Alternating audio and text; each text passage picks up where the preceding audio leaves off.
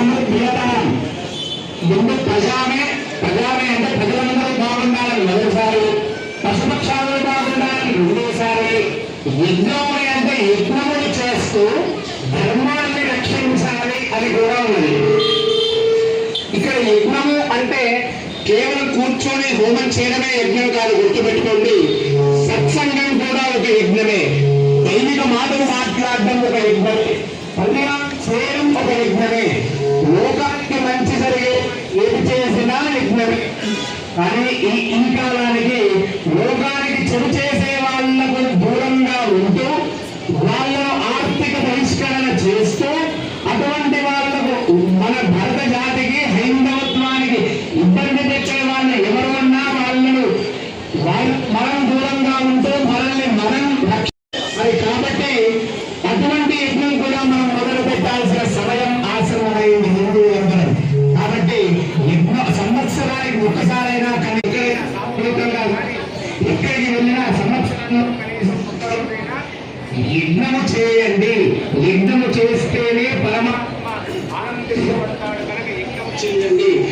చెప్పారు కదా, చెప్పండి. యజ్ఞోమే కామ సమృద్ధ్యత.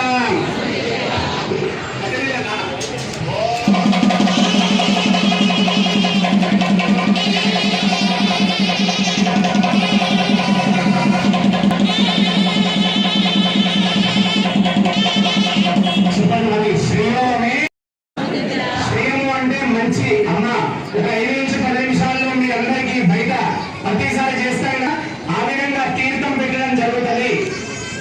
నా తీర్థం పెట్టడం జరుగుతుంది. వెళ్ళిపోతున్నట్టున్నారు. ఇంకొక 10 నిమిషాలు అయితే కార్యక్రమమే కామః సమృద్ధ్యతాం.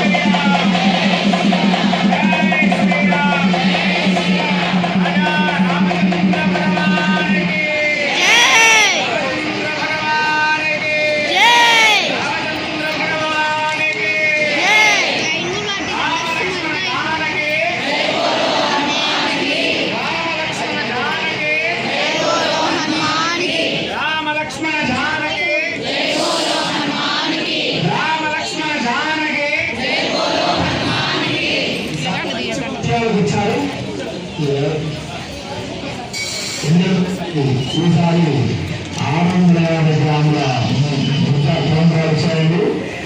110 నిర్మించాము. 110 గ్రాములు మన స్నేహితులు